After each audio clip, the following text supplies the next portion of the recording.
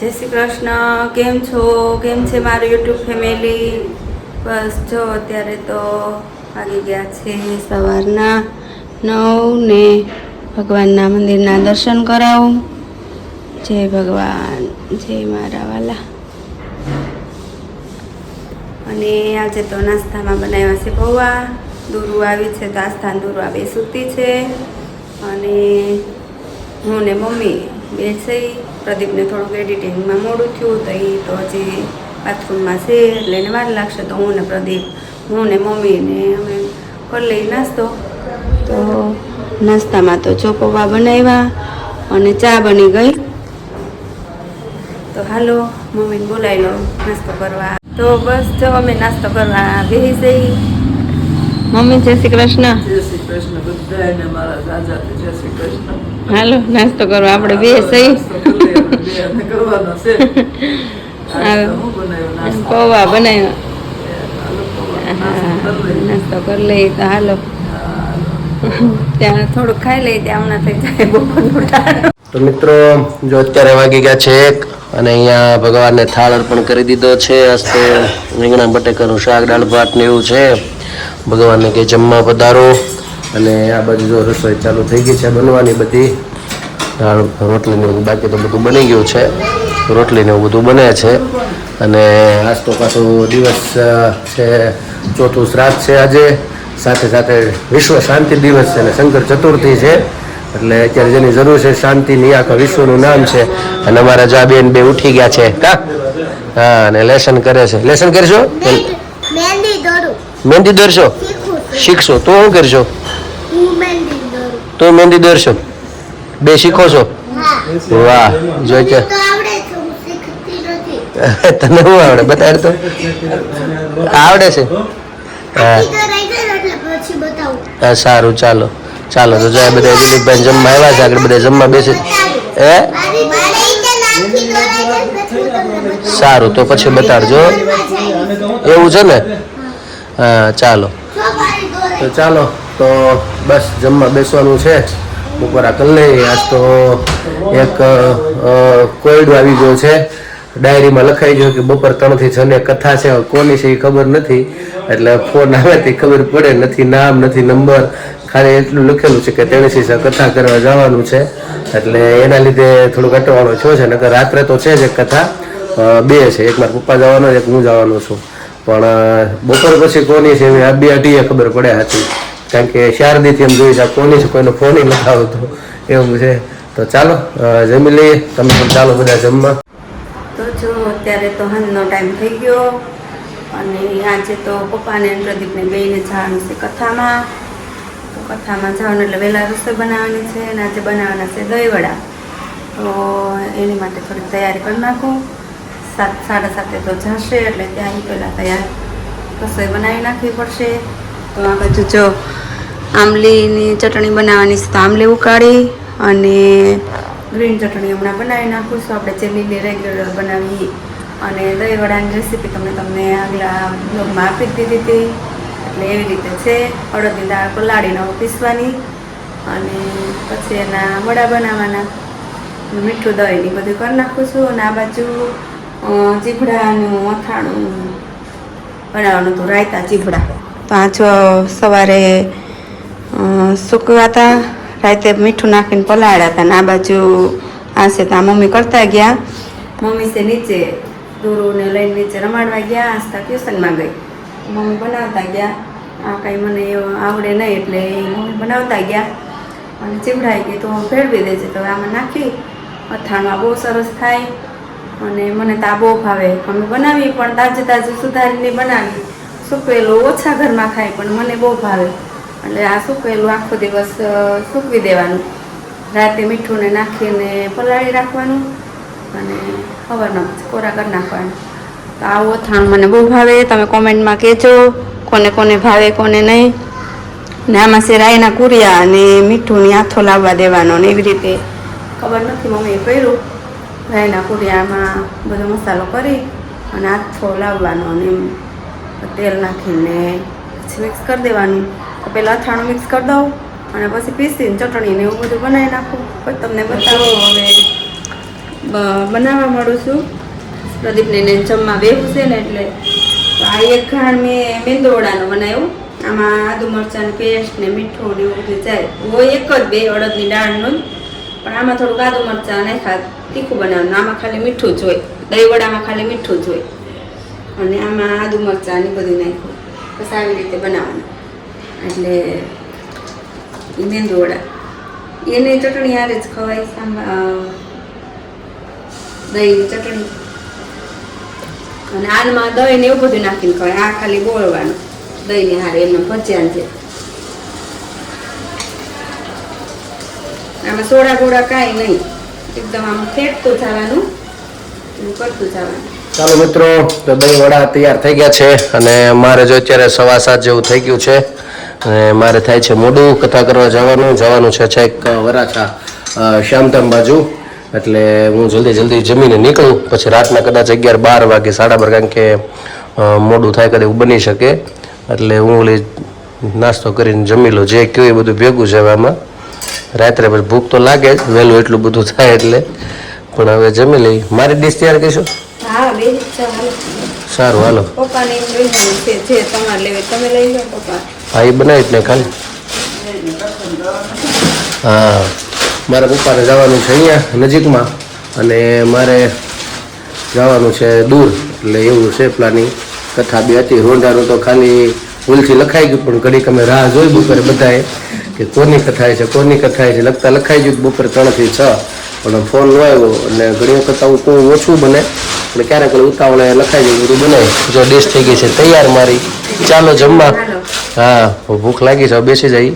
હા, ચાલો જમવા બધા. તો બધા વહેલા જમી લીધું છે, કથા કરવા જવું છે એટલે પહેલાં આપણે મારી બા પાસેથી સારું એવું ભજન લઈ લઈ અને ત્યારબાદ પછી મારે જવાનું છે કથા કરવા. અને પછી કથા કરીને આવીને પછી આપણો જે રોજનો પ્રશ્ન છે પૂછીને જવાબ આપીને આ થોડુંક ટૂંકમાં કરીશ. રાત્રે મોડું થશે આવવામાં, એટલા માટે. તો ચાલો પહેલાં ભજન સાંભળી, ત્યારબાદ પ્રશ્નો જવાબ ને પછી આપણા બ્લોગને આપણે વિરામ આપશું. તો બસ જો અત્યારે તો 8:30 થયા છે ને અમે જમીને નવરા થઈ ગયા કામકાજ કરીને. અને પ્રદીપ ને પપ્પાની તો કથામાં વયા ગયા, એટલે અમારે વહેલા જમવાનું પતી ગયું. તો હવે અમે અત્યારે જઈએ છીએ મારા ફઈજીને ઘરે. તો કામ અમે જવું જ છે ને? હા, નવરા છે તો જઈ આવીએ. નહીં ને? હા, અને 8:30 થયા સુધી તો, એટલે ઘડીક બેસી આવીએ. તો હાલો હવે એમ જાય કે આ લોકો આવવાનું થાય ત્યાં પાછા વહી આવી ઘડીક બેસીને. તો અમે જઈશી ત્યાં અમારે ફઈ. તો અમે લોકો આવ્યા મારા ફઈ કરે. જય શ્રી કૃષ્ણ ફઈ.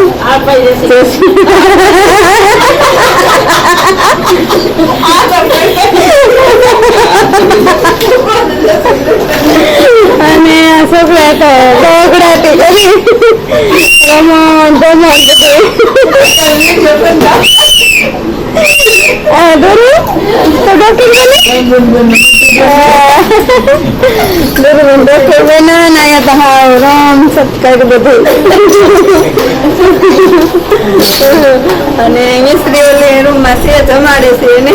મિસ્ત્રી રૂમમાં છે. ભગવાન મારા બનેવીને હું ભગવાનની સાળી. ભગવાન મારા બનેવીને હું ભગવાનની સાળી. ત્યાં તો ભગવાન હસી પડ્યા ને ટપ દીધી તાલી રે. ચાલો ને સંગ આપણે જાતરાએ જાય. કોઈ ચાલા બસમાં ને કોઈ ચાલા ટ્રેનમાં. ઠુમક ઠુમક ડોસીમાં તો ચાલા પગ પાળા રે. ચાલો ને સંગ આપણે જાતરાએ જાય. ભગવાન મારા બનેવીને હું ભગવાનની સાળી. ત્યાં તો ભગવાન હસી પડ્યા ને ટપ દીધી તાલી રે. ચાલો ને સંગ આપણે જાતરાએ જાય. કોઈ પૂગા સવારે ને કોઈ પૂગા બપોરે. ઠુમક ઠુમક ડોસીમાં તો પૂગા આરતી ટાણે રે. ચાલો ને સંગ આપણે જાતરાએ જાય. ભગવાન મારા બનેવીને હું ભગવાનની સાળી ત્યાં તો ભગવાન હસી પડ્યા ને ટપ દીધી તાલી રે ચાલો ને સંગ પડે જાતરાએ જાય કોઈ નાયા ગંગા ને કોઈ નાયા જમના ઠુમક ઠુમક ડોસી માં તો નાયા ગોમતી ઘાટ રે ચાલો ને સંગ પડે જાતરાએ જાય ભગવાન મારા બનેવીને હું ભગવાનની સાળી ત્યાં તો ભગવાન હસી પડ્યા ને ટપ દીધી તાલી રે ચાલો ને સંગ પડે જાતરાએ જાય કોઈ જય માં લાડવા ને કોઈ જય માં ઢેબરા ઠુમક ઠુમક ડોસી માએ કરી એકાદશી રે ચાલો ને સંગ પડે જાતરાએ જાય ભગવાન મારા બનેવીને હું ભગવાનની સાળી ત્યાં તો ભગવાન હસી પડ્યા ને ટપ દીધી તાલી રે ચાલો ને સંગ પડે જાતરાએ જાય કોઈએ ધરા 5 રૂપિયા કોઈએ ધરા 10 રૂપિયા ઠુમક ઠુમક ડોસી માએ ધરા ચપટી ચોખા રે ચાલો ને સંગ પડે જાતરાએ જાય ભગવાન મારા બનેવીને હું ભગવાનની સાળી ત્યાં તો ભગવાન હસી પડ્યા ને ટપ દીધી તાલી રે ચાલો ને સંગ પડે જાતરાએ જાય જાતરા કરીને સંગ પાછો રે વળ્યો જાતરા કરીને સંગ પાછો રે વળ્યો કોઈ પૂગા ગામમાં ને કોઈ પૂગા સીમમાં ઠુમક ઠુમક ડોસીમાં તો પૂગા વૈકુંઠ ધામ રે ચાલો ને સંગ પડે જાતરાએ જાય ભગવાન મારા બનેવીને હું ભગવાનની સાળી ત્યાં તો ભગવાન હસી પડ્યા ને ટપ દીધી તાલી રે ચાલો ને સંગ પડે જાતરાએ જાય કૃષ્ણ કનૈયા લાલ કી જય. નમસ્કાર મિત્રો, તો જો અત્યારે તો 12:30 પોણા 1 થવા આવ્યો છે અને જસ્ટ ઘરે આવ્યો છું. બધા તો સૂઈ ગયા છે, પણ આપણે આજનો બાકી છે પ્રશ્ન અને ખાસ બ્લોગ આજે વિરામ કરવાનો બાકી હતો, એટલે આજે જસ્ટ જલ્દી આપણે પેલા પ્રશ્ન પર આગળ જઈએ અને ત્યારબાદ પછી નવો પ્રશ્ન પૂછી લઈશ. અને મારી બાએ તો ભજન તમને અગાઉ મેં ગાઈ દીધું હતું, હું ગયો એ પહેલાં, એટલે આશા કરું છું કે તમને ભજન પણ બહુ ગમ્યું હશે. તો આપણે જે ગઈકાલનો પ્રમ દિવસનો જે પ્રશ્ન હતો, મેં 7 લોક ને 7 પાતાળ વિશે પૂછ્યું હતું, તો 7 પાતાળ વિશે તો આપણે મેં જવાબ તમને આપ્યો હતો. હવે 7 લોક વિશે આપણે જે ઉપર છે ખાસ તો કયા પ્રકારના લોક છે એમાં વધારે બધું સમજાવવામાં તો બહુ ઊંડું છે, પણ આપણે જસ્ટ નામ લઈ લઈએ, નહીતર પછી કાલની જેમ એમાંય પણ બધા અર્થો બહુ સારા છે કે ભાઈ શું અર્થ છે, શું કામ, ત્યાંથી શું થાય, આ બધા અર્થો છે એના. તો સૌથી પહેલાં તો આપણે બધા નામ લઈ લઈએ. તો 7 લોકમાં સૌથી શરૂઆત થાય છે ભૂલોકથી, પછી ભુવલોક, સ્વરલોક, મહરલોક, તપલોક, જનલોક અને સત્યલોક. આ 7 આપણા લોક છે અને ત્યાં અલગ અલગ જગ્યાએ અલગ અલગ વાસ થાય છે. પણ એમાં ડીપમાં ઉતરીશ તો ઘણો સમય લાંબો લઈ લે છે અને અત્યારે બહુ પણ ઘણો રાતનો સમય થઈ ગયો છે. તો હવે જેણે નામ આપ્યા છે, 5-10 વ્યક્તિ જે આપણે નામ આપેલા છે એમાંથી અમુકના 5-7ના નામ લઈએ આપણે. તો સૌથી પહેલાં જેણે નામ આપ્યું છે એમાં છબીલભાઈ જુનાગઢથી છે, દક્ષાબેન કુંડલાથી છે, શ્રદ્ધાબેન રાજકોટથી છે, સવિતાબેન અમરેલીથી છે, સાગરભાઈ સુરતથી છે અને કંચનબેન પણ સુરતથી છે. તો બધાનો ખૂબ ખૂબ આભાર. અમારી સાથે નવા જોડાયેલા છે એનો પણ ખૂબ ખૂબ આભાર. અમારી ધર્મ પ્રશ્નોત્તરીની અંદર ભાગ લેવા બદલ. આમાં ઈચ્છા તો મારી ઘણી હતી કે થોડુંક આપણે ઊંડું આની ઉપર વાતચીત કરીએ, આ લોક ઉપર, બહુ આનંદ આવત. અને મેં પણ બધું રિસર્ચ કરી રાખ્યું, પણ સમયના અનુસંધાને આપણે 2 દિવસથી પ્રશ્ન છે એટલે પછી મેં કીધું હવે આપણે આગળ આમાં ડીપમાં ઉતરવું નથી, ક્યારેક સમય મળશે ત્યારે આના ઉપર પાછા વિશે વાત કરીશું. તો આજનો આ બધાએ સાચો જવાબ આપેલો હતો અને જવાબ પણ બધાનો સાચો છે, બધાએ સારી મહેનત કરી. હવે આજનો મારો નવો પ્રશ્ન છે તો એ પ્રશ્ન તમને પૂછવા જઈ રહ્યો છું. તો આજનો મારો પ્રશ્ન છે કે ભગવાન શ્રી કૃષ્ણના ગુરુજીનું નામ શું હતું? એમના ગુરુ કોણ હતા? ભગવાન શ્રી કૃષ્ણના એમના ગુરુ કોણ હતા? તો આજનો મારો આ પ્રશ્ન છે. તો તમારે ખાસ મને જવાબ આપવાનો છે આવતીકાલે, ભૂલતા નહીં જવાબ આપવાનું. આજનો મારો આ પ્રશ્ન છે. આશા કરું છું કે તમને બધાને સમજાઈ ગયો હશે. આજે તો બે બેનું સૂઈ ગઈ છે એટલે કાંઈ મારી સાથે છે નહીં, પણ હું જ મારા બ્લોગને આજે વિરામ આપું છું. કાલે ફરી મળીશું નવી મસ્તી સાથે, નવી વાતો સાથે. તો અમારી ચેનલને તમે લાઇક કરજો, શેર કરજો, સબસ્ક્રાઈબ કરજો. જો તમે નવા છો અમારી ચેનલ ઉપર તો સબસ્ક્રાઈબ કરવાનું ભૂલતા નહીં. અમારો વિડીયો છેક સુધી જોજો. અને હા, તમે અમારો વિડીયો કેવો લાગે છે પણ ખાસ કોમેન્ટમાં લખજો વિડીયો કેવો લાગે છે. બસ તો આજ માટે એટલું. આવજો. જય શ્રી કૃષ્ણ. હર હર મહાદેવ. સનાતન ધર્મની જય હો.